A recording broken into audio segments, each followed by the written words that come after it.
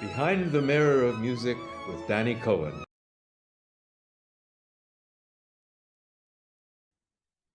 Hello, everyone, and welcome to Behind the Mirror of Music. We've reached the big special of our Phantom month, the Phantoms on Leroux. In this special, you will meet three Phantoms discussing both the musical and the original book by Gaston Leroux, which is celebrating its 115th anniversary this week. Our first Phantom is Ethan Freeman.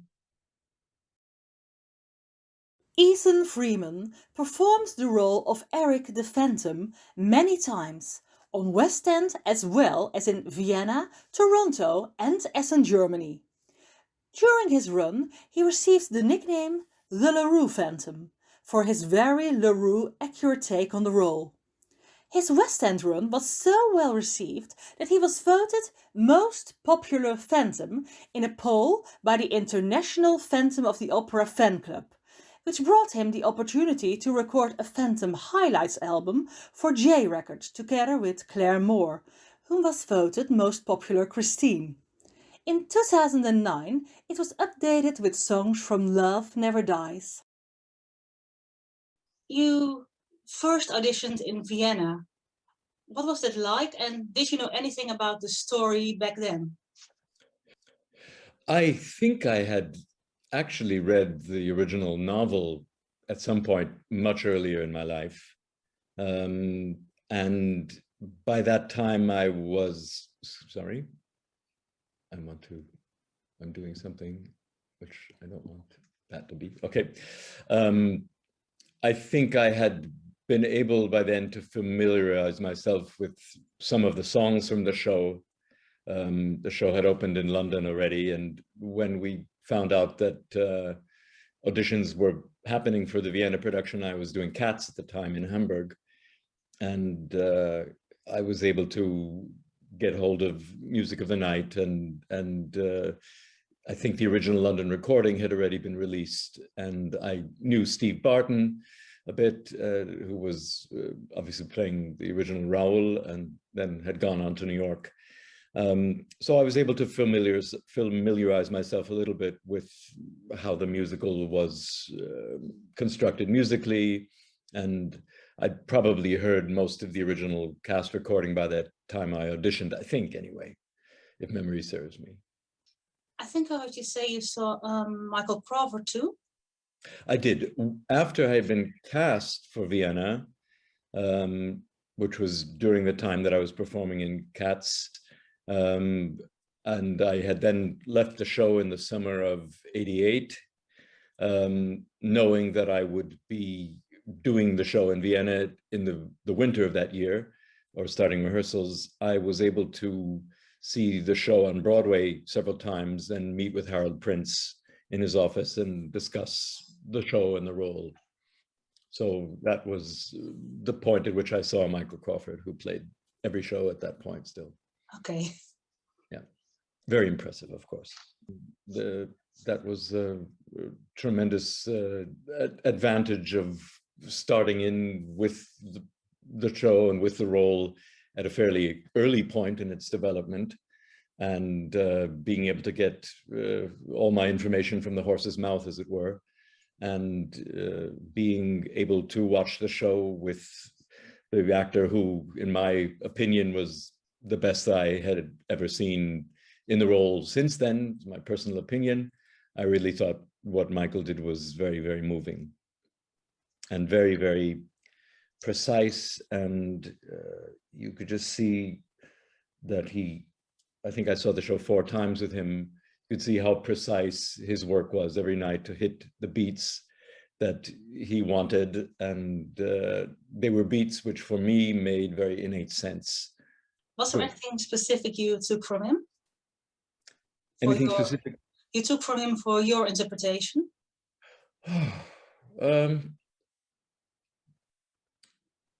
Specifically, not exactly, because I knew I'm a different person. I was a completely different age, and trying to borrow things from another actor is usually a losing proposition, one way or the other. And vocally, I had almost no resemblance to him. So there wasn't anything on the vocal side that I would say I would try to take from him. But what he did with the part, the way he structured it, still left a very big impression on me. And I know that combining that with what Harold Prince was telling me about how he saw the role and where he wanted, what he wanted to happen in the role, I'm sure that my original interpretation in the Vienna production was an amalgamation of those two bits of input, obviously my own input as a young actor and the structure that Hal and Michael had brought to the role when I was able to see it on Broadway.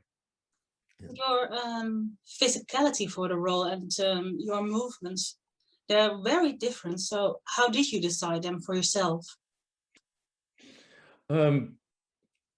I saw, I think at some point I realized that the Phantom has to be physically very large to be effective in that costume, in that fantastic scenery.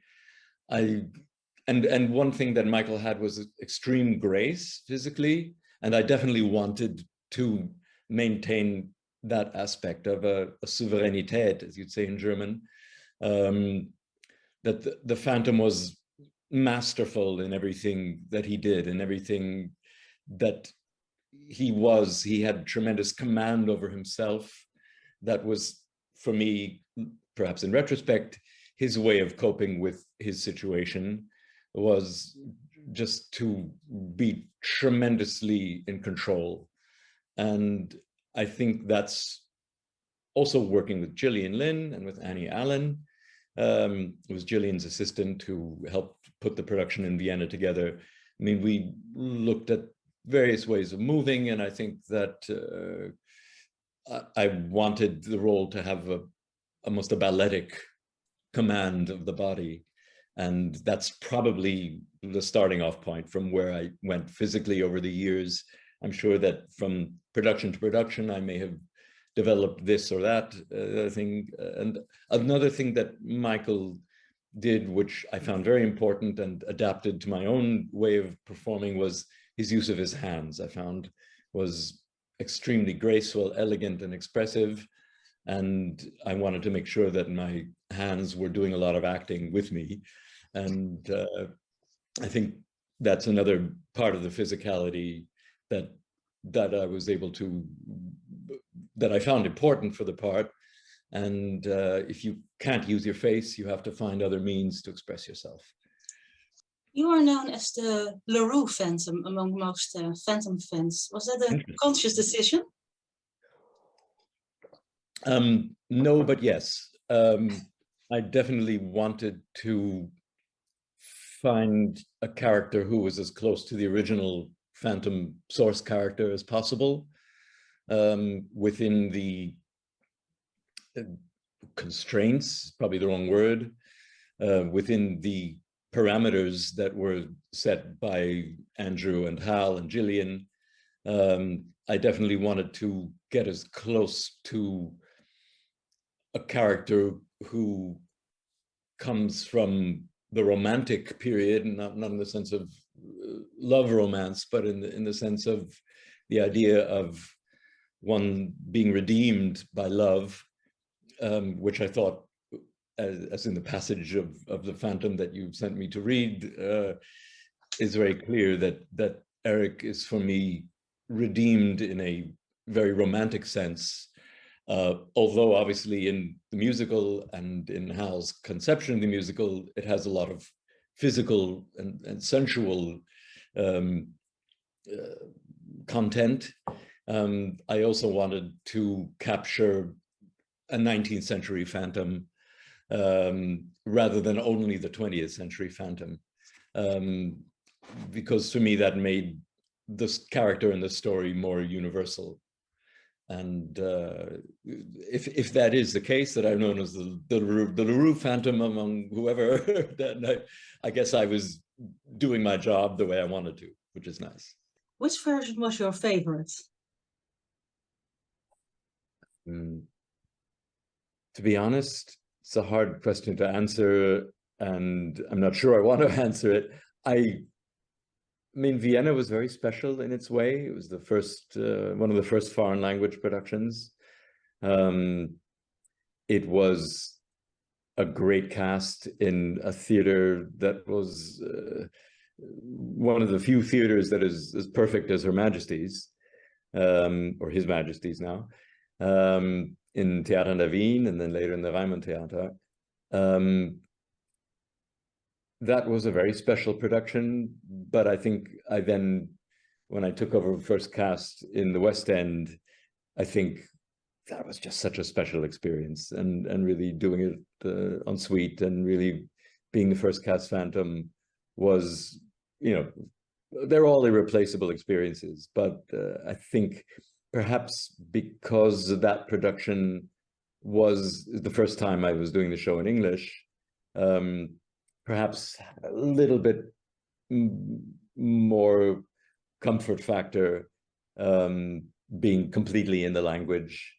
And I think the shows tended to be a little more comedic in the West End than in some of the more German productions, and a little lighter in some ways. So I definitely loved Vienna, loved the West End. Toronto was also brilliant in its way, and coming back at the end of my Phantom career and doing it in Essen in Germany in 2006 was also special. They all had great casts and wonderful Christines, and I think all together, it's, as I say, it's a hard question to answer. You know, I think the show and the role were basically the same in many ways. The staging never changed substantially, with the exception of in London, we still caught Christine in our arms at the Mirror Bride doll. And that was removed from all the other productions by then. And which I thought was a shame, because I always enjoyed that moment. But I understood Hal's rationale. He said, I think he changed it already in Vienna. He wants the audience themselves to wonder how Christine gets from the floor to the bed, and what happens in between. He wanted that left up to the audience's imagination, rather than them seeing the romantic, gracious, very effective catching of Christine as she faints and carrying her to the bed boat. That was his rationale for changing that. Do you have any great memories about Hal Prince, and did he give you an important lesson that you used in your career? Absolutely. Hal was really lovely to me, particularly in the phase of preparing the show the first time. He had me over to his office a couple of times. First, he sent me in to see the show on Broadway, and then he invited me in for long talks about the part. And so being able to learn the part from him directly, at least the internal workings of the part and what he was thinking of when he conceived the show, was a very, very special gift to me. I think just generally knowing him, knowing what a important part of musical theater history he was just overwhelming in some ways. But also very important was just realizing what a down-to-earth person he was, and how important that is in our business, to stick to reality, to approach things with a certain degree of rationality, even though you're dealing with emotional subjects a lot. I think that was something that I was able to observe in him that is a really important lesson for our business. You know, to treat things realistically. And later, when I sort of was asking him whether he thought I should audition or why I had to audition for the 2006 production in Germany, and he said, Ethan, it's just the fact that sometimes actors change over the course of even a few years, and they're not the same person that they were. So we have to always take a look at people, even though we love them, even though they have been great in a certain role, we still have to look at them and see if they're still going to be able to deliver the goods, basically. And he quoted an example to me, which I will not quote one-to-one. I don't know the person's name, but there was an actor who had been one of the original early stars in a certain one of his shows, and you know, several years later the voice was gone, and it was not really a possible situation. So that was another look at reality. People change. Some people are no longer able or particularly good at doing what they were able to do 10 or 15 or even 7 or 8 years earlier. So that was another important lesson that he taught me in a very nice way. I ended up getting cast at that point, which was which was nice. I was able to prove that I was still the right person for the role, and so that all ended up with a happy ending. Otherwise, just a very humane person, as far as I know, and obviously brilliant mind and a brilliant ability to deal with all the subjects around theater. And another important Hal Prince quote is, casting is everything. I think that you can be a great director and a great musical director, but the biggest battle is finding the right people to go on stage that you can both work with on a work level, and who you can really visualize in the part the way you would like to see it as the director or as the composer or the writer, whatever.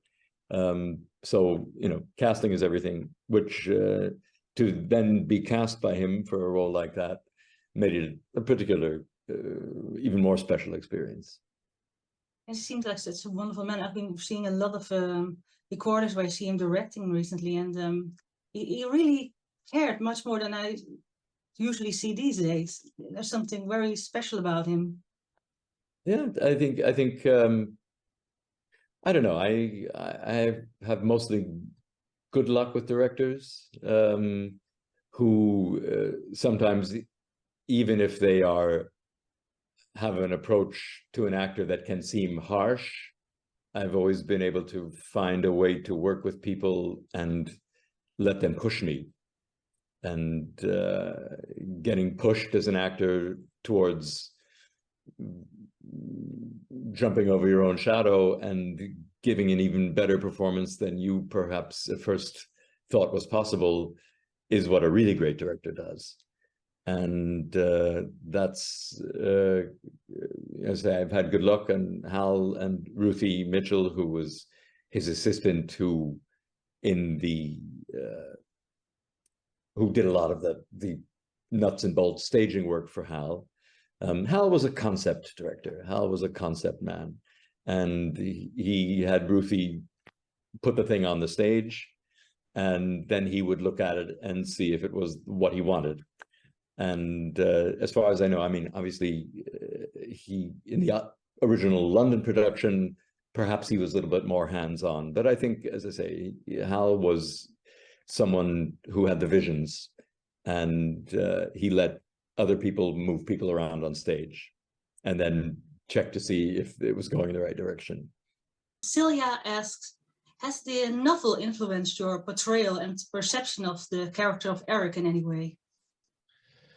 Yes, it certainly did. I think one should always go to source material if possible whenever preparing a major role. And I think I had actually read the novel even before knowing anything about the musical that was going to be made out of it.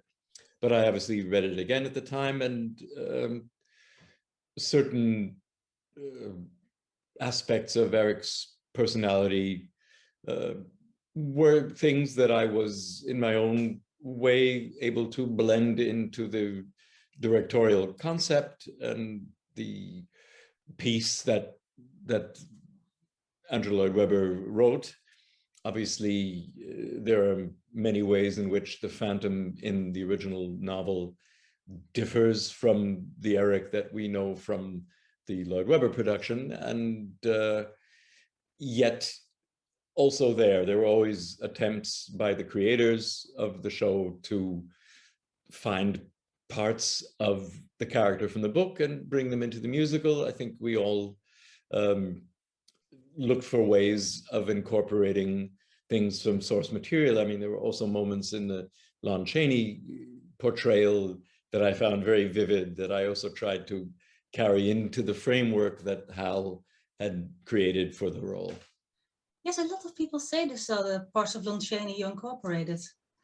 When they watch the bootleg, they can still see it. Okay, yeah, I don't know how much of that ever really was something that the audience perceived, but perhaps it was. I'm sure that some Phantom audience members are very attentive to details like that, and perhaps they caught an arm gesture here or there, and a physicality here and there, and some of it's me, my way of becoming that person, and some of it is taken from the direction, and some of it is sourced from goodness knows where. But and here and there, I always tried to keep the character as originally written somewhere in the back of my creative mind while portraying someone on stage. It's in the end scene. And the role is, yeah, the character in the novel is fascinating, obviously, as well. because I could see you could play him as desperate and almost close to death near the end in the West End version you did. Yes, I mean, he's very broken at the end of the show, and Hal Prince had the feeling that when the mask is removed finally completely and the Phantom is rendered naked and almost destroyed, for me it's like his backbone fails. He collapses. His inner structure is temporarily removed, destroyed. I think in the last moments of the show, for me, there was always a moment of inner redemption. I wouldn't say rejoicing at the end, but he has experienced, as it says in the novel, the sweetest happiness that a man could know through Christine's moment of love towards him. And that gives him the power to disappear at the end and escape, perhaps to go on and be someone else, do something else. And I think that rejuvenation that he finds right at the end of the show was always for me a very powerful moment. That instant of love that he finally at last feels gave him a certain amount of structure again, of power, of backbone. Art Become asked, do you think the feelings Christine has for Erik are complex? Yes. But since I've never played Christine, I'm not quite sure what her feelings are. But, and obviously it's problematic to go back to the book in this particular case, because it is you know, a situation that we would probably in our time consider very pathological, the relationship. Probably some people would call it toxic. But clearly her feelings for him are very complex. I think she's clearly longing for a father figure to a certain degree, but also is obviously stimulated by the phantom at a more romantic level as well, even though she is also drawn to the man she biologically fits with, as a Raoul, as almost a boy, a young man. They probably make more sense as a couple per se, but you know, whose life really makes sense. So like most of us, Christine is very complicated, and obviously she has very intense feelings for Erik that she perhaps doesn't even completely comprehend or grasp herself. Yes, the original translation left out an important line where she says, when Raoul asks her if she loves Erik, please don't ask me something that I hide deep inside like a sin. Yes. Yeah, I mean, she clearly in the novel, clearly in love with Raoul, but also fascinated by and drawn to the phantom as well. And I think the relationship in the book is more complex than in the show because it's a book. Yes. And the show has to distill elements from the original source and make them theatrically valid and exciting and interesting and moving, but obviously cannot you have a 5-hour long show if you really tried to stage the entire novel. Sexy Mask asks, Hugh Panera once said that the phantom makeup is damaging to the voice in certain ways because it soundproofs half of your face. He needed a chiropractor to restore his neck after some time because he started singing to just one side. Did you have any difficulties like that?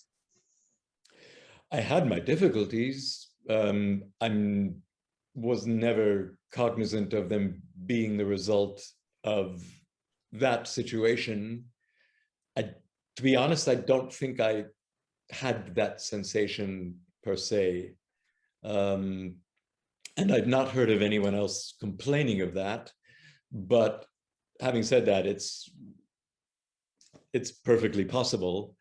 And, you know, obviously had my vocal troubles from time to time while playing the phantom, but I never chalked them up to that particular aspect. But everyone's voice works differently for them anyway. So it's quite possible that you genuinely had problems as a result of that. And you need a good massage therapist anyway when you're playing a role like that, one way or the other. And when I was in Toronto, I had a wonderful shiatsu therapist who used to sort of iron out the knots in my shoulders and back. And probably some of that had to do with what I was doing on stage, but I never had a particular feeling that it was the makeup itself that was causing an imbalance either in my singing or in my body, but who knows? Yeah, I mean, having the makeup put on every night, you inhale a lot of latex and glue. I don't think that always was very helpful either to one's vocal health or maybe psychological health. But you know, a lot of solvent goes onto your face, and you need a lot of solvent to get it off. And the products improved over the years and became probably generally a little bit less harsh. And you find your own ways and tricks, and each makeup artist has their good ideas about how to get the makeup on and off better, more easily, faster. So, you know, that's another part of the makeup that certainly made the role, you know, interesting and difficult. You know, it was the time you spent sitting in the chair, getting the makeup put on. For me, I enjoyed it. I always used the time to concentrate, every now and then have a laugh with the makeup artists, with the dressers, particularly in London, but not only in London, also with my makeup team in Vienna for The Beast. We had a lot of fun just talking, and me falling asleep half the time. I'm one of those lucky people who can fall asleep while having their face doctored up and having stuff stuck onto it. I don't think everybody can do that, but I tend to have my power nap while in the makeup chair. Which is complete change of subject from the answer to the question. But yeah. What do you think is most misunderstood about Erik among most people? Oh, I don't know if I would call it anything misunderstanding. Part of the point I was making before about the Phantom being redeemed in a sense of romantic literature, as in the Romantic period, was the idea that it would be very hard for a person with a true psychosis, someone who's truly deeply hallucinating, the mentally ill, perhaps psychopathic, wrong word, wrong term, I suppose,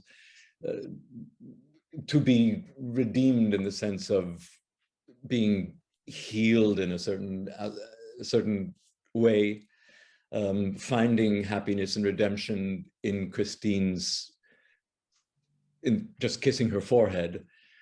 And so I always found a need to make sure that I was playing someone who was traumatized and perhaps sociopathically orientated due to his lifelong trauma, but also someone who was not completely lacking in control of his mental facilities. For me, that would have made it very difficult to accept Christine's romantic love in the sense that Leroux meant it, rather than a physical, sexual connection between the two of them, which is part of the musical itself. And that was very much part of Val's concept, was about people with physical disabilities and their physical and sexual and romantic needs. He based the staging, I'm not sure if you're aware of this, on a documentary film called The Skin Horse, which deals with people with grave physical disabilities and their sexual needs and desires. And that was, I think, one of the important jumping off points for Hal's staging. Having said that, now I think after all these years, I've seen just what incredible psychological effects trauma at an early age can have for a person, and certainly can accept and explain that some actors who play the Phantom take the wildness and anger and constant rage perhaps a notch further than I wanted to take it. I think it's a legitimate way of playing the role. It was not my choice at the time, for the reasons that I've said, but I don't think there are any misunderstandings in that sense. I think everyone approaches that man's fate in their own way, with their own mindset, with their own personal injuries, wounds, feelings about themselves, whatever. I think that's what makes the show and the role so universal, is that most people see something negative, something ugly, something misformed, something maladjusted in their own personalities, and reflect on that, and the Phantom is a conduit for those feelings. I think that's why the show has and the story itself has remained so universally popular all these decades. They say that once you have been the Phantom, the role never leaves you. Is that true?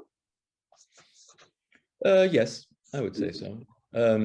First of all, because it's a role that sort of takes you to the heart of who you are as an actor, as a person. I think you need to examine yourself very deeply and closely in order to get the most out of a part like that. It's not the only part like that, I would say. And, particularly if, as I have, and, there are obviously a number of colleagues of mine who played the role 1,000 times or more.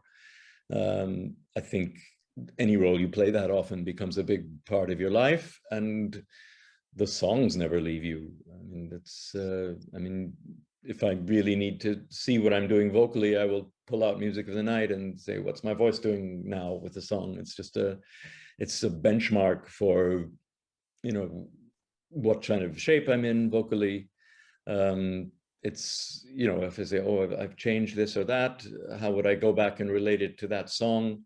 In that sense, as a singer, it's a role that is made a tremendous impression on my life as a singer, as an actor. So I think it definitely, a role like that changes your life one way or the other.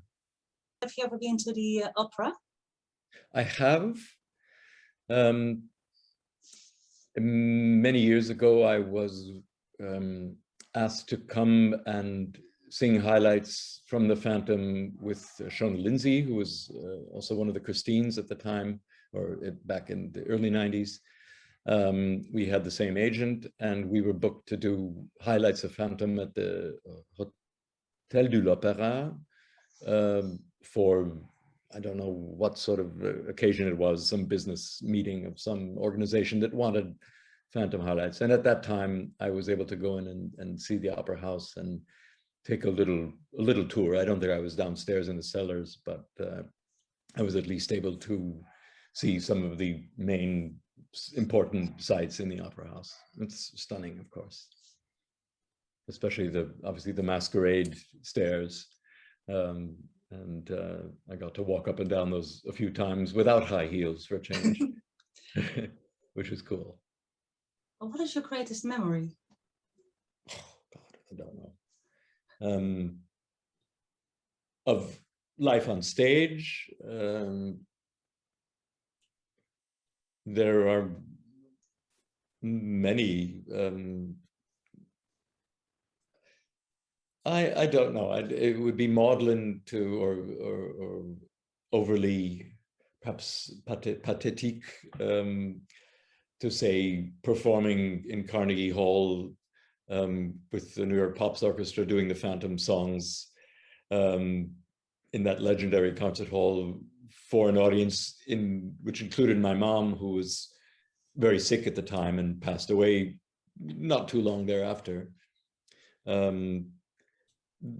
That could be one of my many great memories, but there have been a lot of them. I don't know, carrying Claire Moore, who was 5.5 months pregnant, across the stage to the boat. There are all sorts of wonderful experiences that I've had on stage, off stage, meeting the women I've spent my life with. Obviously, the birth of my child belong to the most extraordinary memories of my life. And I can't really single out anything much more than that. Of course. Yeah. Thank you so much for today. You're welcome. It's nice to chat with you, in fact. Have a great night. Okay, you too. Bye-bye. Bye. Best regards. Bye. Bye. Behind the Mirror of Music with Dannii Cohen. Peter Karrie performs the role of Erik the Phantom on the West End, the Canadian Far East Tour, Toronto and the UK Tour. Well known for his expressive body language and hand gestures, he is considered to be among one of the finest of old school Phantoms. This interview was taken by our special reporter during a concert rehearsal. Enjoy. Peter, let's talk about Phantom of the Opera, which is based on the book by Gaston Leroux. You played that role for almost 10 years, over 10 years. I did. How did you become cast as the role of Erik? Oh, well, that was really good. I was playing Jean Valjean in Les Miserables, and which is in the Palace Theatre on end of Shaftesbury Avenue at the time.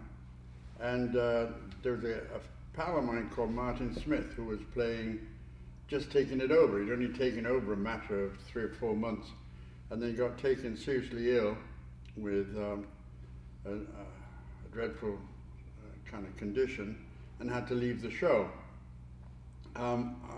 They then came in to see me and said, listen, do you fancy doing it? And I said, well, I've never even seen the show, so they took me over and showed it to me, and they said, do you fancy doing it? And I said, yeah, okay. And so they shoved me straight into rehearsals the next day, and within 2 weeks I was playing the role. So I just jumped from one of Cameron's musicals to another, and it was a great move. Do you recall your first performance as Erik? What were sort of the feelings and emotions you were having at the time? I don't recall it. I'll be honest with you. It all a blur. Right. Okay.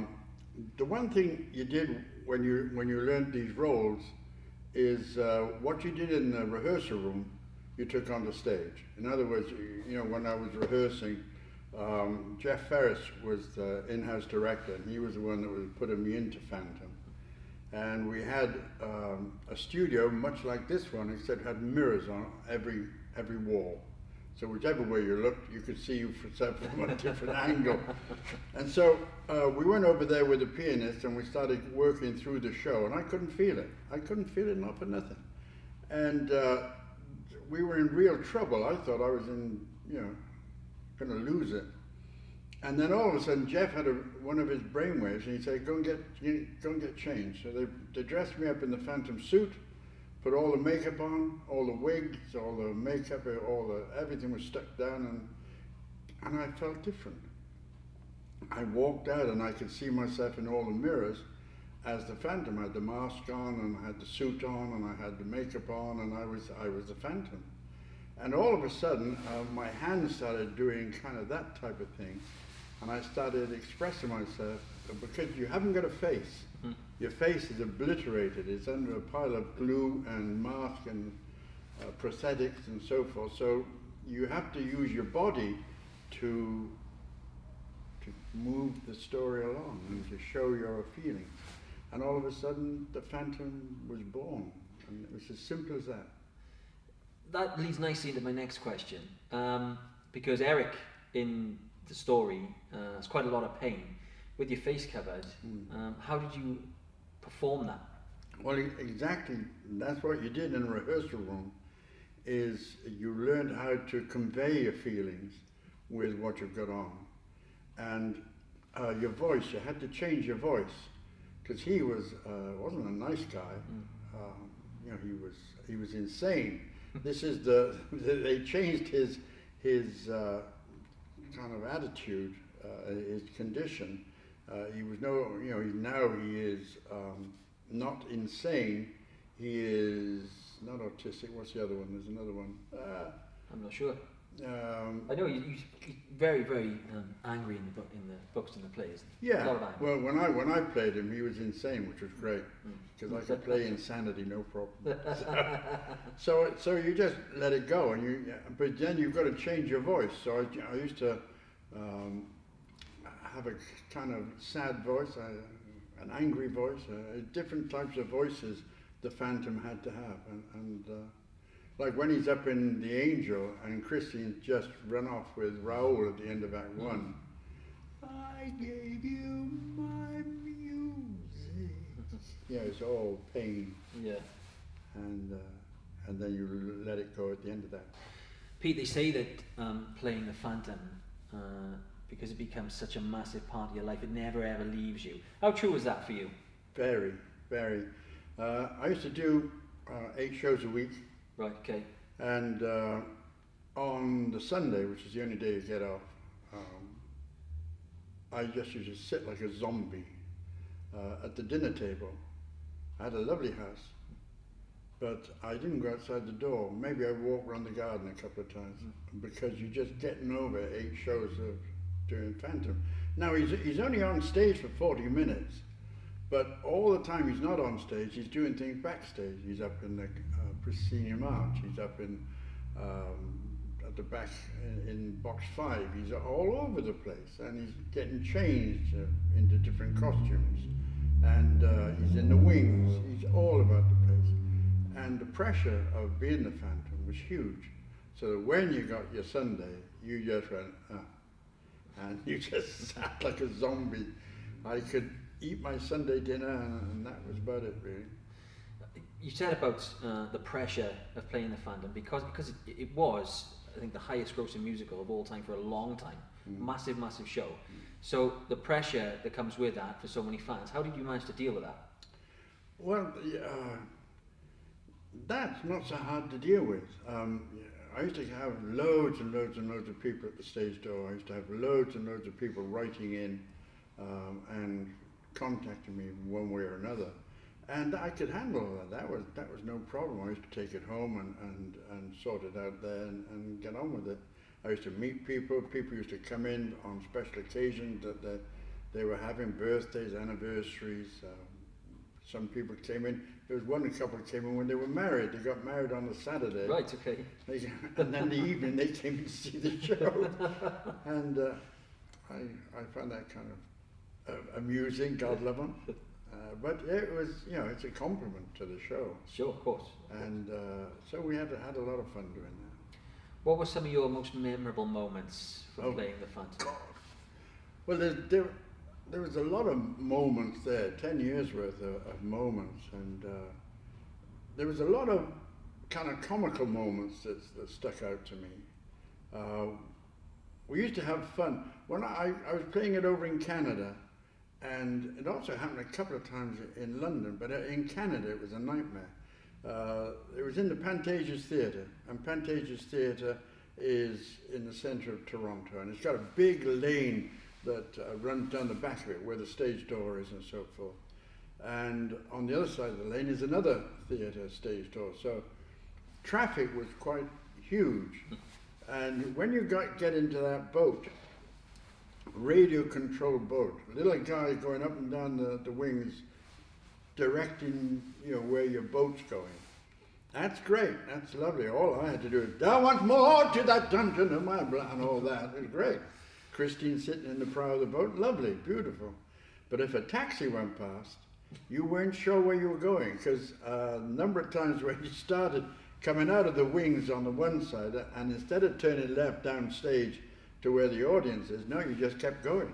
That's why I ended up in the wings on the other side, and we'd have to leap out the boat. I'd have to get out of Christine's hand, drag her out the boat, and we'd walk on water for a couple of minutes where we walked back into the scene, so that we didn't lose the musical kind of side of things.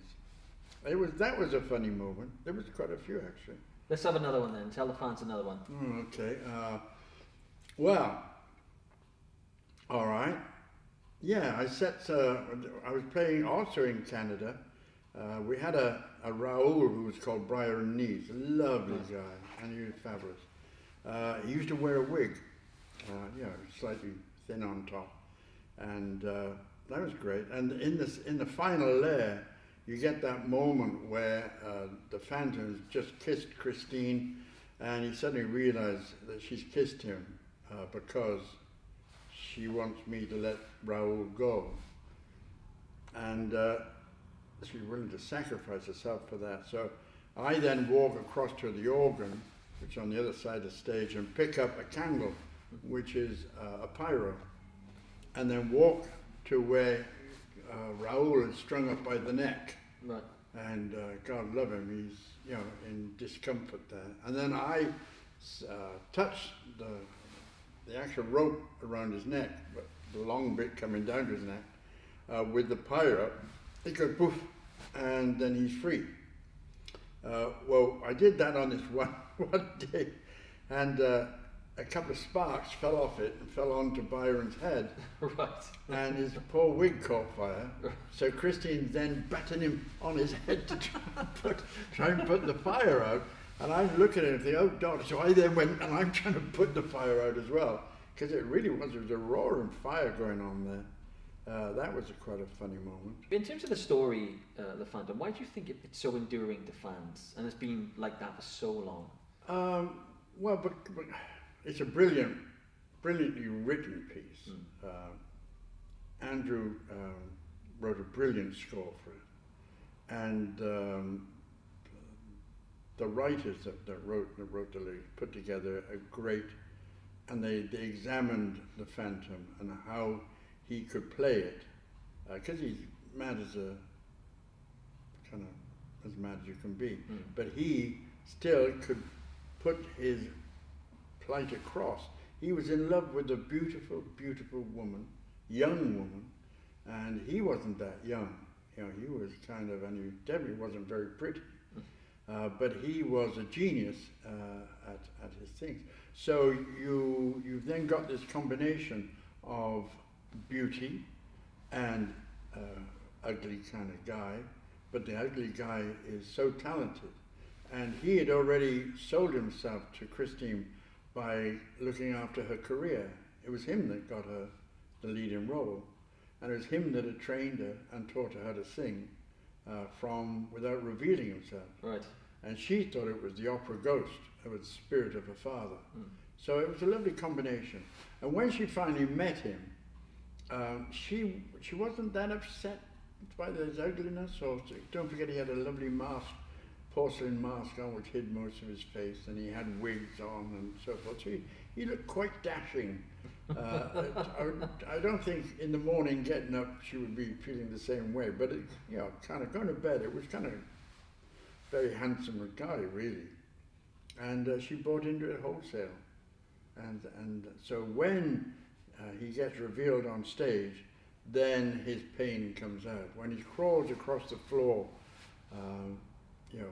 to kind of get to her in the opening scene, the first layer, that is really poignant. And he's lost his mask, and she picks it up and gives it to him. And that's a great moment there, right there, was where the heart of it all lay. Yeah. But then he says, right, come with me, and he marches off with her.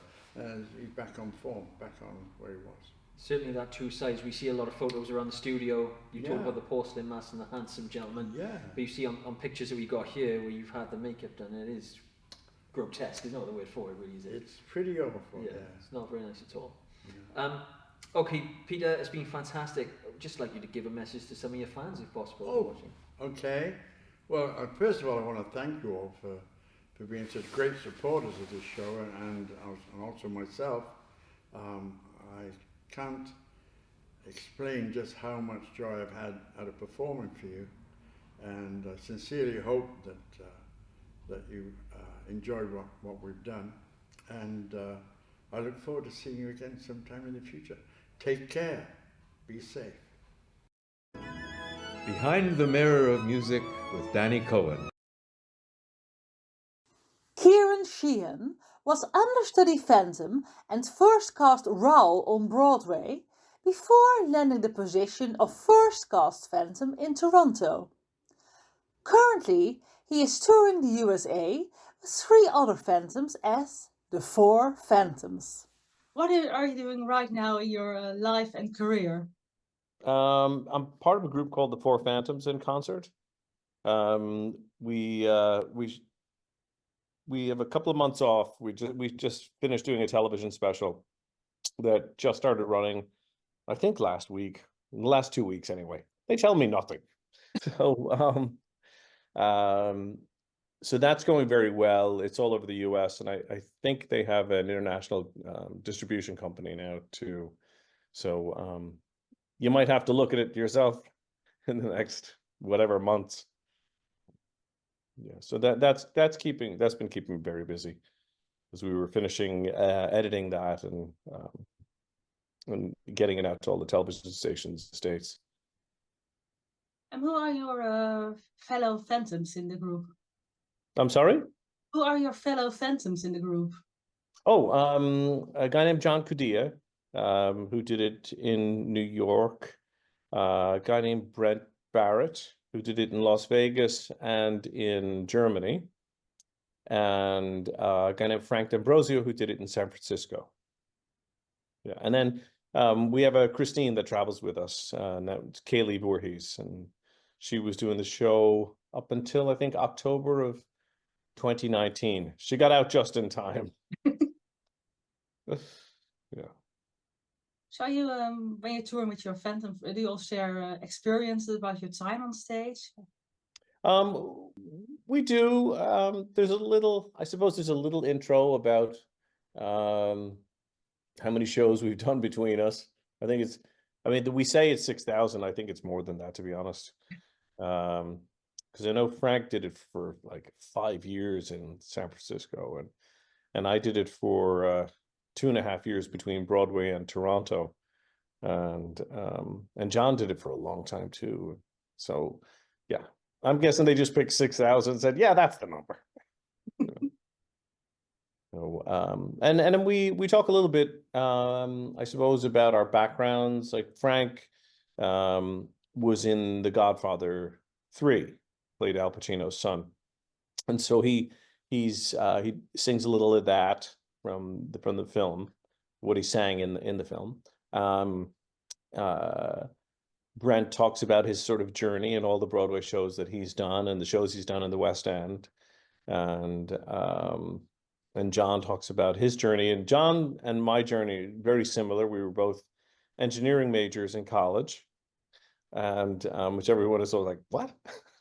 So we were both engineering majors, and then we both made our Broadway debut in Les Miserables, and then we both started playing Raoul, and then we both started playing the Phantom. So it's funny. And also my background in high school and college was singing with a heavy metal band, and so I didn't find this out until we had been touring for a bit, the Four Phantoms, that John had played drums in a rock band. So it's very strange, you know? Yes. Yeah. In fact, at my wedding a few years ago, my wedding reception, I said to John, I said, do you want to play? You know, and he was, sure. So we did, what did we do together? We did some Black Sabbath and some Ronnie James Dio together. And his wife, who was also a Christine, and has done a number of Broadway shows, she'd never heard him play drums before. So that was one of the highlights of the wedding reception, was watching her face just go. How did you go from heavy metal to rock music to musical theater? I don't know, you know, I never I was always more interested in acting than, I'm not a big musical theater fan. Sounds terrible, you know. You played the Phantom on Broadway, you're not a big musical theater fan. But I took Hal Prince, who I did a play with off Broadway. He asked me if I sang, and I said, not your kind of singing, you know, and unless you want to hear some Led Zeppelin. And so he sent me to his daughter's voice teacher, and he said, have you seen Phantom? And I said, not really, I don't like music. And he knew my son had just been born, so he said, get up to the Majestic and watch the show. And so I called him that night because I thought it was a great acting role. So I started taking voice lessons to well, first to play Raoul, but what I really wanted to play was the Phantom, and because of the acting in it, or the acting that's available possibly in it. I've seen some dodgy Phantoms, but yeah, to me, that what's beautiful about the story, the music is wonderful, you know, and it was fun to sing, but I think people get their hearts broken if the acting is very truthful. And so I just took lessons to get to play the acting role, you know. because acting is more. When I dropped out of college when studying engineering, and I was singing with a metal band for a while, but I decided to study acting, and I stopped singing completely for, I don't know, 10 years or so. It was just straight acting, plays and film and TV. That's one of my passions. Like, I suppose my two passions would be acting and then singing rock and roll. How does it differ, acting role or acting the Phantom for you? Gosh, there's not a lot to dig into with Raoul, you know. You know, when I did it, I got nice reviews having, you know, done it. But the Phantom's a mess, you know, and so for an actor, like, I love playing characters who are sort of on the edge of psychosis, you know, at the edge of a breakdown. It's much more fun because you don't get to do that in life. You know, Raoul's like, he's a good-looking boyfriend, you know? And, you know, there are moments in the show where there's some passion going on, but there's nothing crazy. Like the Phantom's just on the edge, you know? So that's fun, you know, as an actor. I'm not talking about music. I'm talking about, you know, the character's journey. And I always look for the love in a play, in a film, that I'm interested in doing. You know, if there's a journey of redemption, which is the journey of the Phantom, you know. Yes. See, I'll start going again.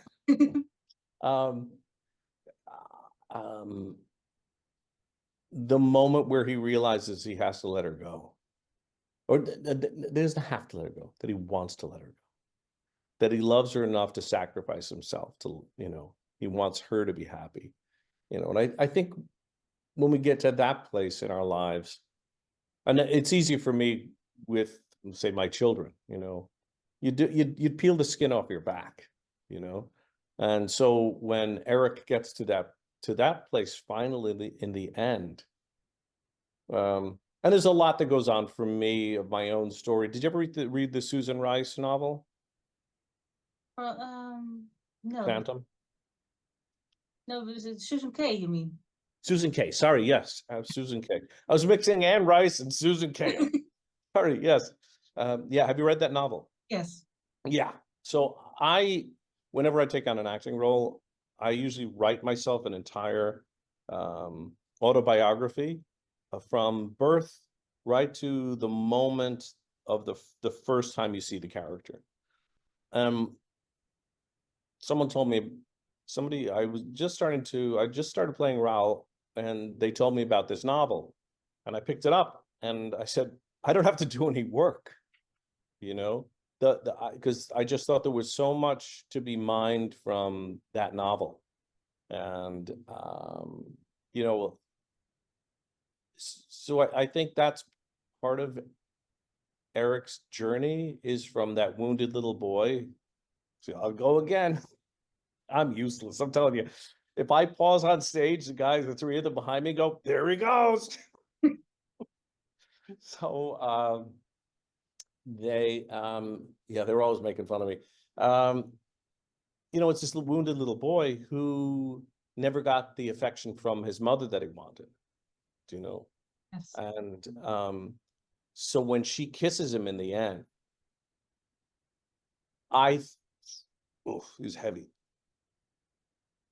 I thought, you know, because when I'm playing a character, I'm no longer me. I'm the character. And I thought to myself,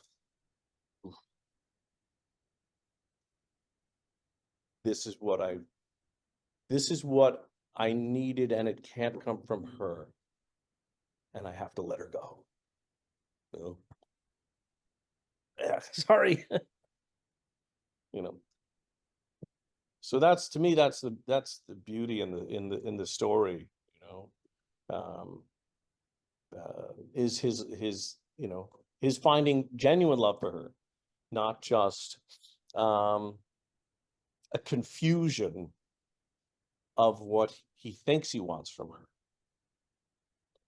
Yes, but I always thought that in the when you combine with the original novel, what he saw in Christine is actually on a page that doesn't involve Erik, but where you read how Christine is kind and gentle to everyone, even to the more stranger people in the opera, and he saw that. Very maternal. Yes, and how Exactly.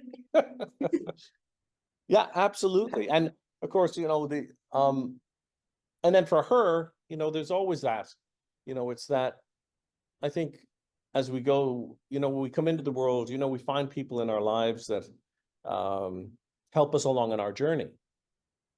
And so for Christine, the loss of her father is huge. It's huge. And so, and then she finds this kind of father figure, you know. yes, So then that's confusing too. I don't know if Christine, you know, because I never played the role, but I don't know if an actress who's played the role has ever gotten to that part of the journey of recognizing in herself what she's missing, and it's not to be found there. You know, she can't heal that wound with this man. You know, just as he can't heal the wound of his mother's rejection, you know, by his attraction for this beautiful, talented and as you say, maternal figure, you know. And but I think there's a growth for him, and so he lets her go, you know, which is beautiful. And I think that's why it touches people in such a profound way. it's always a question who Christine really loved, because when you see what Leroux describes when she thinks of Raoul, it always says little brother and not man she loves either. Right. Yeah. Yeah. Yeah. But I think, you know, part of her part of her journey is the you know, is trying to figure that wound, and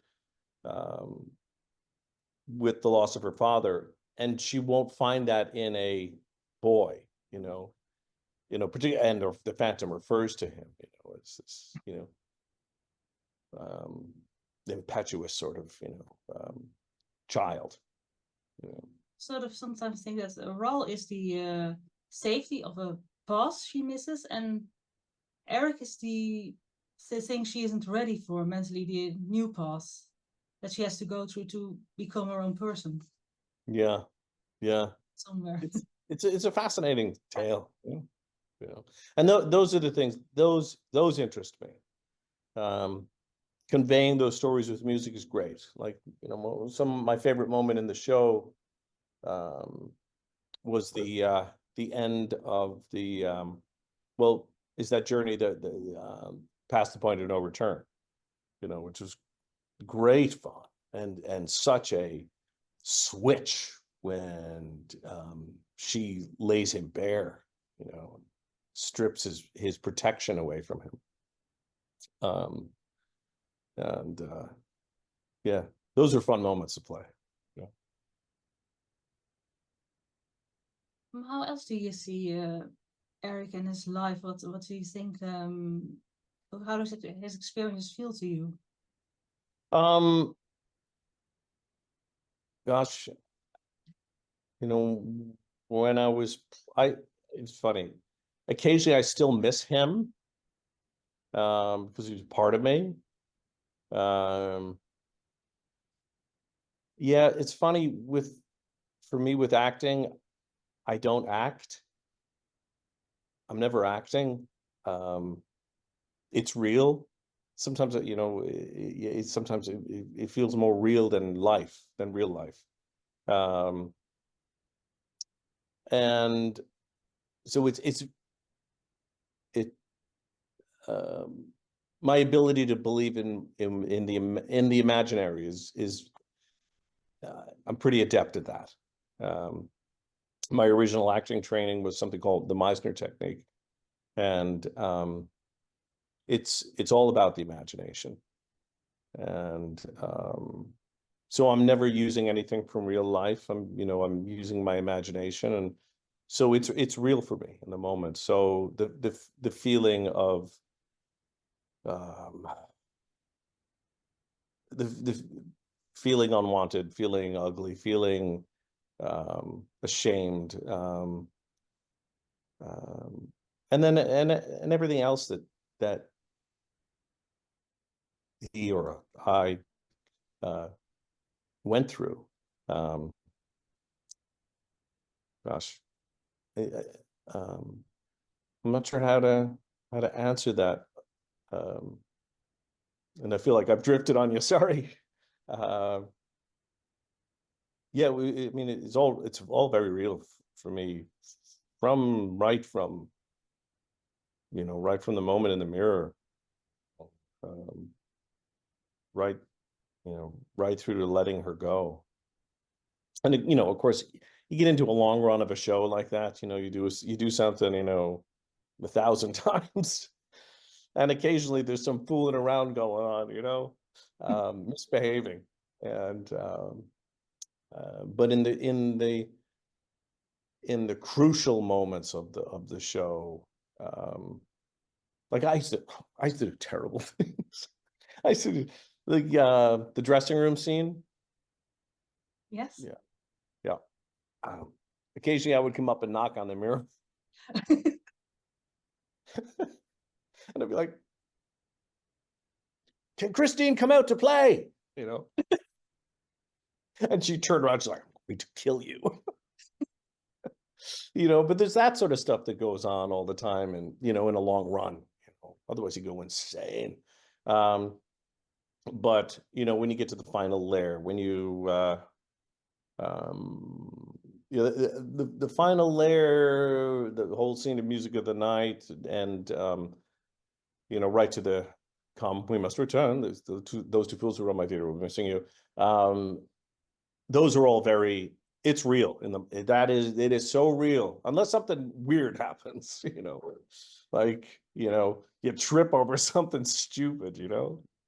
I remember one night during the mausoleum, I come out of the cross, come down the steps, and now let it be war upon you both, right? And grand gesture, and the fire the skull staff off, and I'd run up the steps to be in front of the cross to do this, and I tripped, right?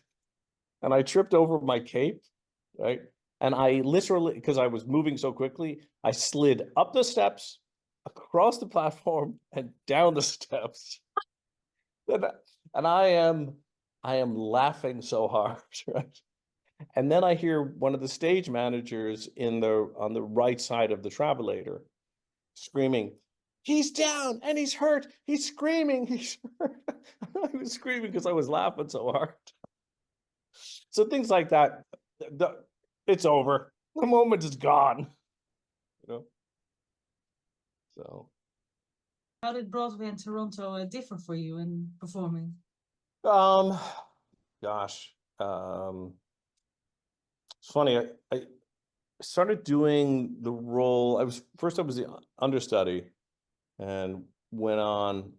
The first time I went on, when I was playing Raoul, I got about 3 hours warning, and I got a phone call from the stage manager. She said, "You better get in here now," because I had never even been on the staircase, in Masquerade, and so that was all kind of a whirlwind, and but then in the fall, somebody took a leave of absence, so I took over the role then for, I guess, about a month or so, and then the producer from Toronto, Hal called me. Hal came in to see me doing the show, and he had been very kind to me. He paid for my voice lessons. I mean, he was very good to me. And he and his daughter Daisy came in to see me doing the show, and he said, "Would you like to go up to Toronto to do it?" And I said, "No." And he said, why not? I said, well, you know, I've got my son at home and, you know, was on the road for, you know, I guess about 9 months. And I said, I don't know that I want to do that. And he said, well, he pays double. I said, well, okay. So let's see, the Majestic is about 1,700 seats, and the Pantages in Toronto was 2,200 seats, so 500 more seats. And I think at that time, Phantom was the second or third largest tourist attraction in the country, which is pretty amazing. That you couldn't say that about Phantom in New York. You know, those, you know, Les Mis was running and Cats was running, and you know, there were 15 other shows running. In Toronto, it was really just Phantom. And then there were traveling companies that would come in and do shows. Like when I was up there, Dannii Osmond. Do you know who Dannii Osmond is? Yes. Okay, so Dannii came in to do Joseph, and so we started hanging around together, and but then that tour was there for a little bit, and then it would move on, like a few months, and then it would move on. So Toronto was kind of the big deal, and Phantom was the big deal in Toronto at the time, and lots of television and newspapers and magazines and blah, blah, blah. And so it was a big deal up there. And the people there were really lovely. And I worked with a conductor named David Holzenberg, who actually worked on that Queen movie, the Bohemian Rhapsody movie. And he's a great guy. He did the Michael Jackson show now that's running on Broadway. Great guy. And he and I started together up there. And we saw the show together. And it was funny. We were at rehearsal the next day, first time rehearsing together with Glenda Balkan, who was a fabulous, oh, what a voice. It was so much fun to sing the show with her. And Melissa Dye was also terrific. And we were wrapping up the rehearsal. And I said to David, I said, where are you? You know, where are you? And he told me, and I said, I don't think that's far from where I was living at a hotel. I said, I don't think that's far from the Four Seasons. So I said, do you want to ride? And he said, sure. So he got into the car, and, you know, we looked at each other and said, and he said to me, so what'd you think of the show last night? You know, and I said, I thought it was terrible. Right. And he's like, thank God. He said, me too. He said, we're going to straighten this out, you know. And David had conducted the show on I think the second national tour, the Rowell Company in the US. It's had a great Phantom named Rick Hilsebeck, who's a very good friend of mine. And but we saw the show in Toronto, and it was not in great shape. And so it was fun, you know, to come in together and really have a target of, we're going to tell this story as well as possible. And I'll never forget, and even the orchestra was kind of all over the place. People had just gotten lazy, you know, which I hate. Drives me insane. You know, when people don't respect the theater, I go ballistic, right? So, and David was much the same way. And although he and I fooled around, like it's the most just stupid stuff during the show, you know, with the kind of moment to get away with it, but he wouldn't let it be sloppy. And I remember I came to the Mirror, the first show, like we'd had rehearsals, but the first show, I'm behind the mirror, and I go, insolent boy, the slave of fashion, right? So I'm back there behind the mirror, and he's going, you know, and he goes, hey, look at me, right? At the violin, the first violin. I was like, oh yeah, he's going to straighten that out real fast.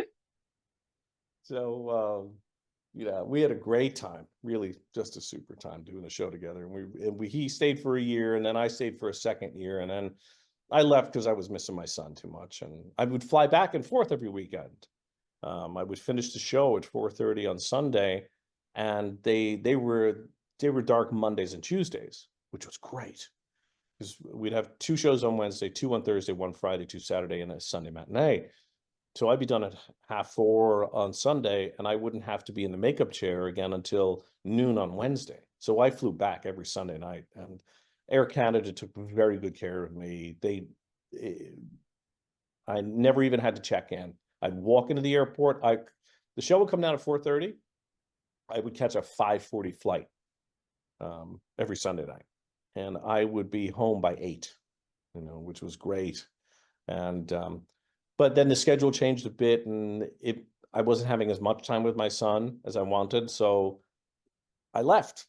And the producer said, "You'll never make this kind of money again. Are you crazy?" And I said, "I don't care." I said, "You'll never buy my son's time, ever."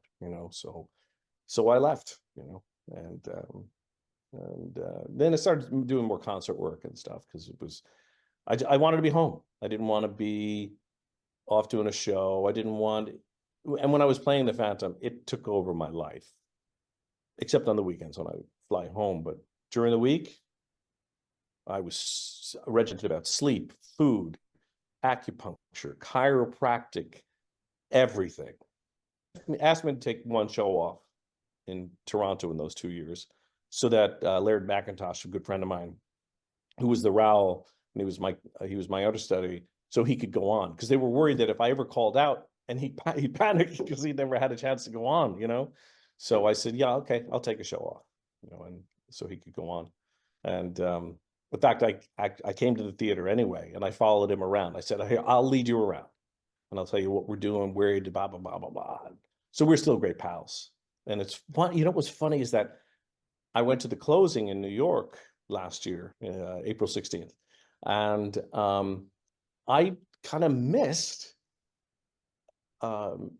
any sort of, I don't know. I wasn't paying attention. I was too busy on the red carpet with my wife, But I'm watching the show, and I'm watching this guy playing the Phantom. I can't remember his name now. I never met him. He did the show with Kaylee for a long time. He was in New York for quite a bit. Name escapes me. I'm terrible with names. Anyway, so I'm watching him, and I'm going, wow, he does a lot of the moves that I did, right? So I'm watching this whole show. I'm like, this is weird, because it's been a while since I did the show, but this guy's doing, he's moving the way I moved in the character, and I'd hired a movement specialist from Israel to come in and work with me on the storytelling physically, because the face is covered, and I'm like, wow, that guy's doing a lot of my moves, right? So then at the end of the show, Cameron McIntosh, the producer, comes out and he goes, we'd like to thank Laird McIntosh for stepping in to do the show at the last moment. I'm like, no wonder he looks like me, because I taught him the show. But we had a great time doing the show together, and a lot of fun. Laird was great fun to do the show with, and yeah. So he's a good guy, and they really up there, they took care of me big time. I had my own limo driver. I was living at the Four Seasons Hotel. They paid for my flights every week. They would get dinner for me in on 2 show days, and at a big suite. And so I'd always shout to Laird, "What do you want for dinner tonight?" So, and it's funny. I saw him at the closing then, and he said, "I still appreciate all those dinners you got for me." Anyway, so it was different, Toronto's a lovely town with great restaurants. Of course, I was living in one of the best hotels in the world, so it didn't hurt. And everyone was very kind, and you get the occasional interesting fan. One woman saw me do the role 300 times. I'm thinking to myself, I haven't seen that bloody show 3 times, never mind 300 times, And but I think it's lovely that people got so much out of that story, and that people can relate I think we can all relate to not feeling, I think it's easy for me, to not feeling wanted, you know, and feeling rejected and not feeling good enough and not feeling good enough looking and, you know, and alone, you know. So you see this character going through that whole journey. And I think that's why people's hearts break for him, you know, because would they transfer? Sorry, the bloody phone's ringing. Oh, that, you see that up there? There. That's my mask. Anyway, yeah. So, what else can I tell you?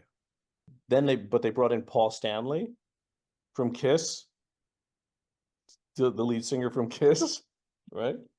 And I thought, wow, really? And I'm a metal guy, so I was like, okay. So I called up there occasionally. I said, how's he doing? And they said he's the loveliest fella. He's the loveliest fella. And but I got a phone call one day. He was looking for my chiropractor, right? And he got adjusted. And somehow it messed up his equilibrium. And he couldn't do the show.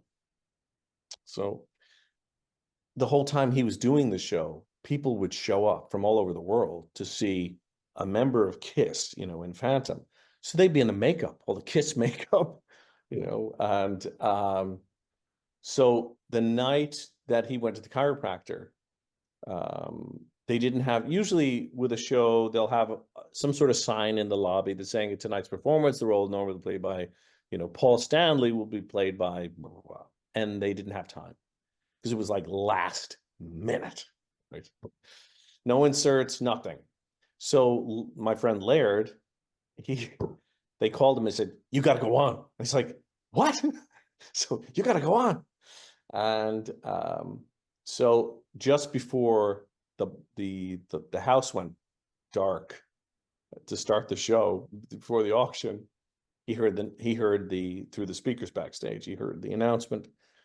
At tonight's performance, the role of the Phantom, normally played by Paul Stanley, will be played by Laird McIntosh. And he said he heard, it was a complete like, no way, man. No way, we're leaving. So the poor guy, he's been on once for me, you know. And Paul's come in, and Paul tried to not miss any shows because there are people flying in all over the world to see Paul Stanley more than nearly to see Phantom. And he said, Ciaran, I was sweating bullets. You know, he was terrified. So, but he went out and he said by the end of the show, all these Kiss fans and all their Kiss makeup are like, yeah. What are some of your favorite stage memories?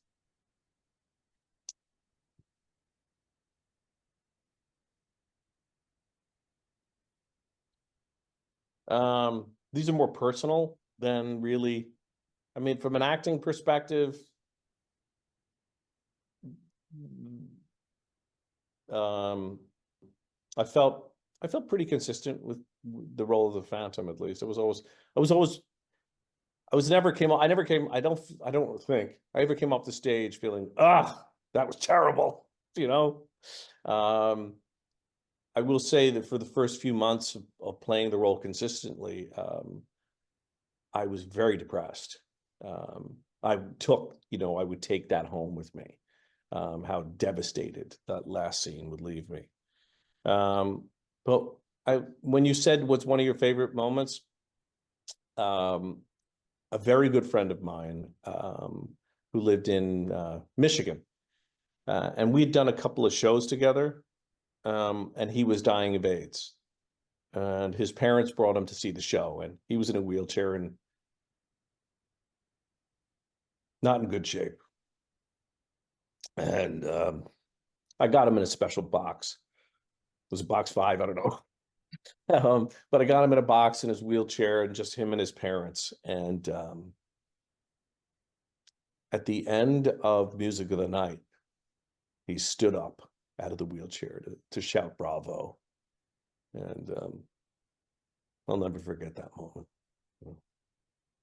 He died a few weeks later. But yeah, moments like that you'll never forget, you know. me see. I'm trying to think if I have any other paraphernalia around here to show you. Well, just the mask is up there. I have my Red Death mask, and oh, and well, that's the fedora too.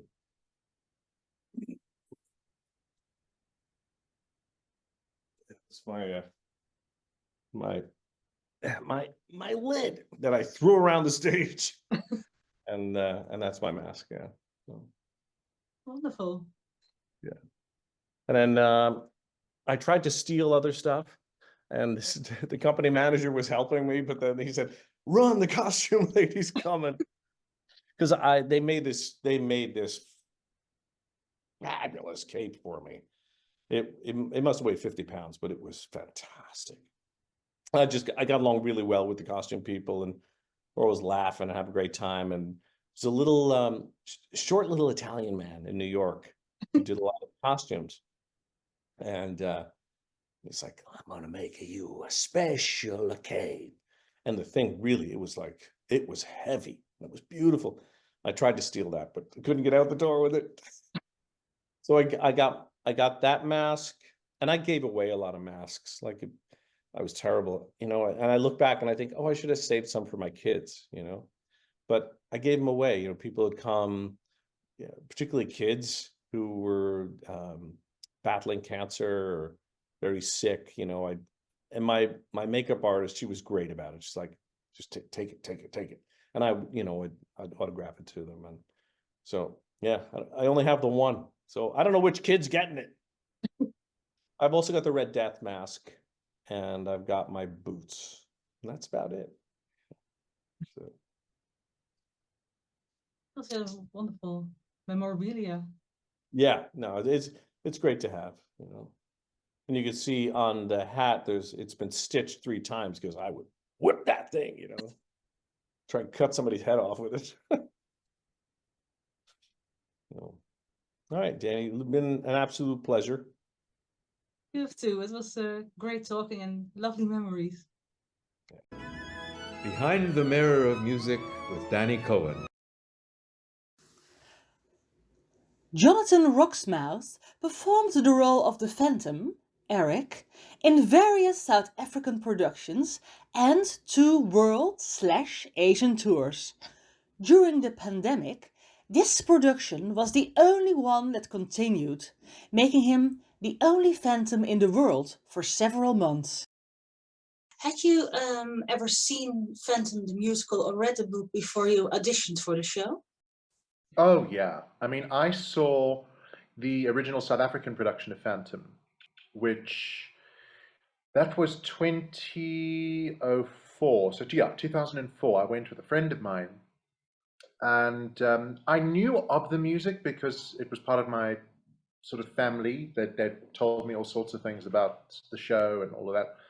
But I didn't know what the songs were like in context. And so I saw the original production in South Africa. And even at interval, I turned to my friend and I said, I have to be in the show one day. Like, this is the most amazing thing I've ever seen.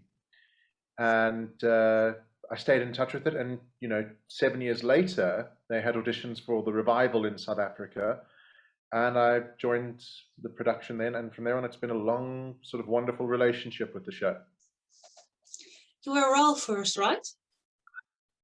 Yes. Well, I was Raoul 6 shows a week, and then I was also the Phantom alternate. So I'd have 6 shows a week as Raoul and 2 shows a week as the Phantom. Okay. And does that feel different? Is it difficult sometimes to switch to mindsets? Well, I've never played Raoul. Okay. I was rehearsing both roles at the same time, and certainly in rehearsal in 2011, it was tricky because I never quite knew who I was. If we were doing a run that afternoon, I didn't know who I was playing. But our original Phantom withdrew from the production, and I was then offered the role full time. Okay. Which was it was a crazy time. But I never got one performance in front of an audience as Raoul. What are your thoughts on Erik, and how did you decide to play him the way you did? Well, I mean, everybody thinks that the book and the musical are 100% the same thing, and they aren't. You know, the musical focuses more on the romance, whereas the novel itself is more about the intrigue, the mystery, the horror of it. It's quite a sprawling novel. It doesn't have one sort of narrative style. You have different people's opinions of the Phantom and bits of information that are presented about the Phantom, whereas the musical presents everything all at once. But I think the common link between the two, certainly that I picked up, I think playing him when I was 24 meant that I had to use my youth, as opposed to somebody who's normally in their late 40s playing the role. I had to use my youth back then as a way into the role, and it works because he is like an abandoned child, you know, who's just looking for love in the simplest terms. But aside from that, you know, he's constantly described as a prodigy. That does imply youth. We're not dealing with somebody, you know, who's fully established in their late 50s and, you know, he's a prodigy. So it implies that he's young. And I kind of kept that immature, impatient, childish quality to him. It makes sense, you know, if you think about the end of Act One, somebody who is together and able to think like an adult wouldn't throw a chandelier at somebody who has chosen somebody else. He'd move on with his life. Whereas the Phantom, all he's equipped to do is just go, you know, you will curse the day you did not do all the Phantom asked to be, and he throws a chandelier. Now, aside from being fantastic theatre, that does show that he is not really capable of, and I want to underline that, he's not capable. It's not that he doesn't want to, he just doesn't have it in him to think about things like an adult. He acts impulsively, and then he actually has remorse afterwards. You know, it's interesting that later in the book, Madame Giry describes all those events as accidents. There have been too many accidents, you know, and I think that tells you something about him as well. There is a big heart there. He just doesn't know what to do with it.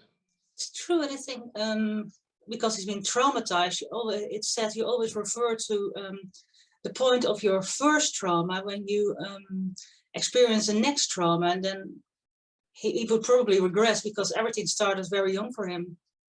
Absolutely, absolutely. You know, a child who's abandoned is damaged. A child who's abandoned because of the way they look, that's another level. And for a child to be abandoned by their mother, you know, his first interaction with her was in the book. It's a slightly different story, but in the musical, you know, he speaks about how a mask, you know, she clapped that bit of cloth over his face, his first unfeeling scrap of clothing. You know, that does something to somebody.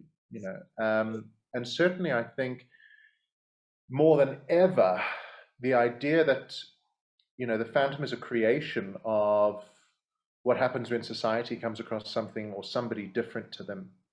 True. You know, it's still relevant to today, whether it's the topic of bullying, whether it's the topic of ostracizing people because of their beliefs, their looks, their feelings, whatever, the way they are born, I should say.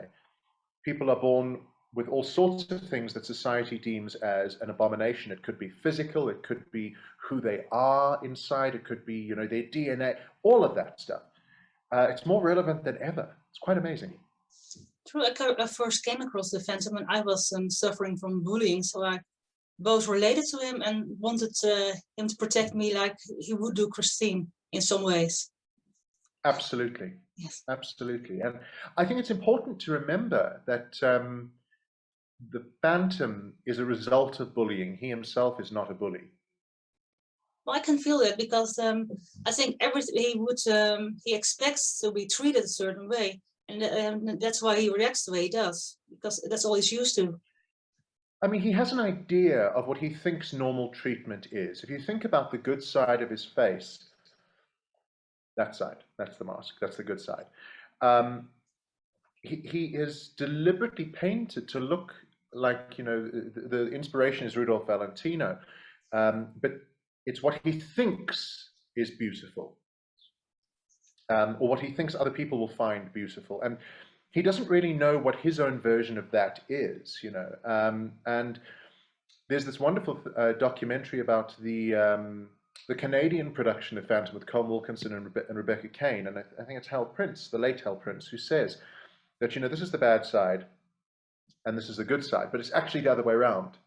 The bad side is the good side that he presents. The good side is actually that deformity, because that's who he is.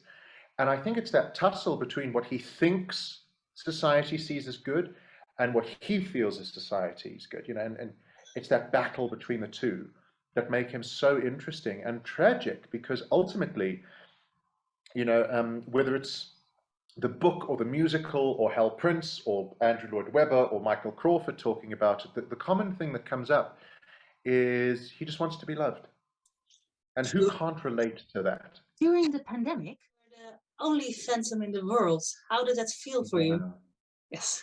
You know, as time has gone by, I mean, I was acutely aware of what an honor it was while it was happening.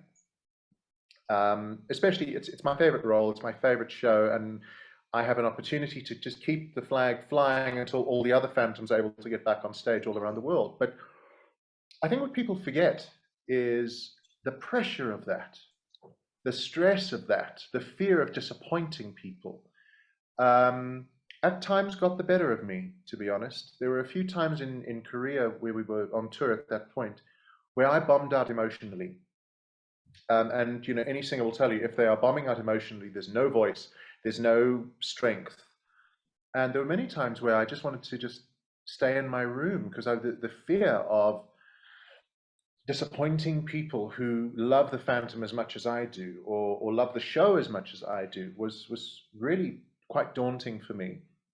I was very fortunate to have wonderful company around me, a very conscientious management, but also, you know, special mention has to be made of my Christine, Claire Lyon, who was such a wonderful balancing energy around the entire situation. You know, I remember one particular performance, I started having a panic attack just before Music of the Night. Now, if you know the Phantom, Yes. once you're on stage, once you are in that mirror, you know, I am your angel, and you call Christine, you're on stage right up until the end of Come We Must Return, at the end of the morning after scene, Stranger Than You Dreamt It. And she knew that I wasn't okay, and she just, you know, for the whole of that Music of the Night, she just held my hand.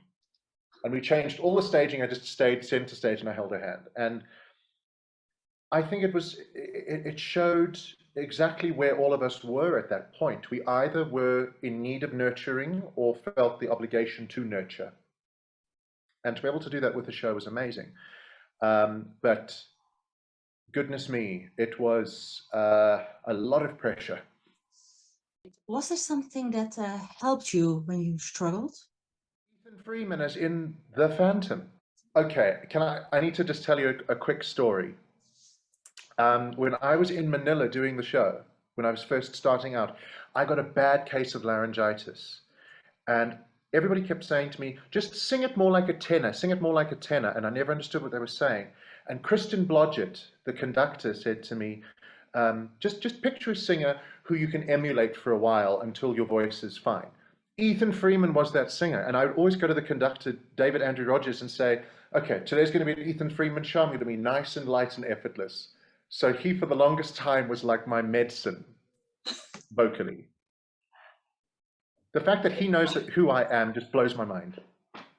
Could you tell me about your feelings for Michael Crawford's interpretation?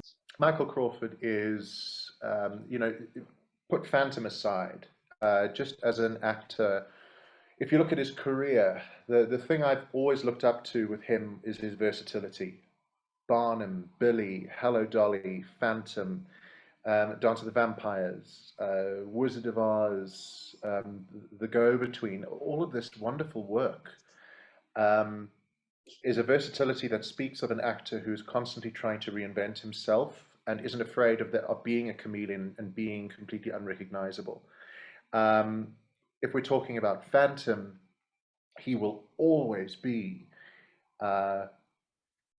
the Phantom that I always look back at as not only the benchmark, but as the example of just how powerful the show is. You know, he joined that production as a comedy star, And that role and what he was able to do with it, with Hal Prince and Andrew Lloyd Webber and that wonderful team,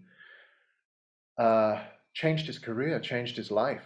And that role remains something that'll change an actor's life to this day because of him, because he found a completely different style, a completely different way into the character, because I think he's singing. You know, if it was a play, it would be completely different, but the Phantom actually bursts into song. And for me, Michael Crawford has always found a way to make that moment the logical progression of the Phantom's emotion.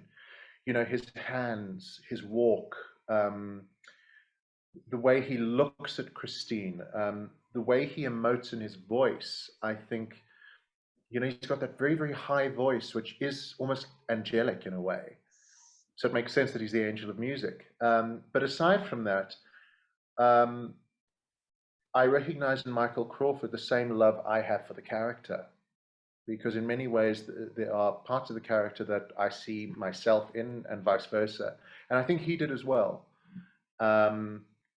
It's a very, very special part of my life. And, you know, when I was first doing Phantom, YouTube was still becoming a thing in 2011, where you could actually get bootlegs of other productions. And I remember I was doing a production of Grease in late 2010, and Phantom was the following year, and the auditions were coming up. And I was coming off stage during Grease and playing bits of Michael Crawford's Final Lair. And I would turn to my dressing and say, see, now that's a real show. I want to be in that show. And I'm playing Danny Zuko in Grease, you know. And it wasn't that I was ungrateful. I was just so ready for a new challenge. We'd done Grease, we'd had that fun. Now I wanted to make people feel something, which I hadn't had an opportunity to do up to that point. Phantom came along and gave me that opportunity. And I found an interview with Michael Crawford, and he says, you know, comedy is the hardest thing to do. But if you can make somebody cry, it's a close second. And I've really felt that I've met amazing people, I've grown as a performer, but I've also found new understanding for people who have gone through stuff by playing this role. It's the perfect, I just don't know what else to say. It's the perfect role created by one of the most perfect actors at the perfect time. Do you have a message for the fans? You know, I think being on the world tour, I've been able to see just how universal the Phantom effect is. It's not me, I'm saying the show. The fact that I've been to places where English is not the first language, or places where musicals aren't always popular, and people's reception to the Phantom, the show, the character, everything is the same wherever I've toured. And there's no other show that has a fandom like Phantom. It is a very special, very unique, very dedicated fan base.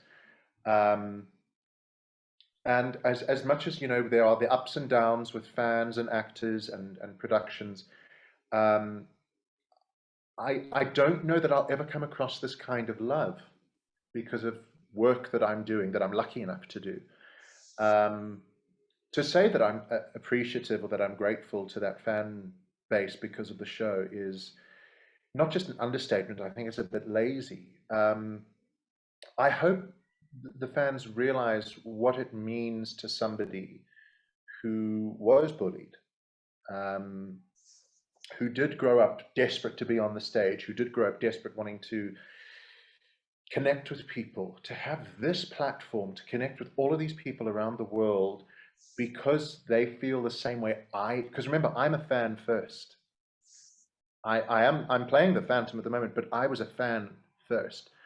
I'm one of them. So the fact that I'm now loved by the very community that I was part of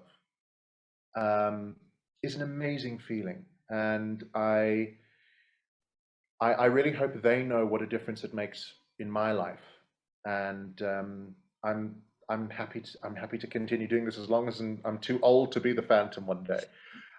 Because especially being able to tour around the world now with theatre and perform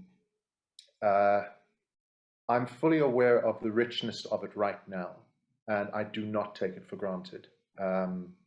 So thank you so much. Thank you. I hope you have enjoyed this show. Happy birthday, Phantom. Happy birthday, Erik. And here's to 115 years more. Behind the Mirror of Music with Dannii Cohen.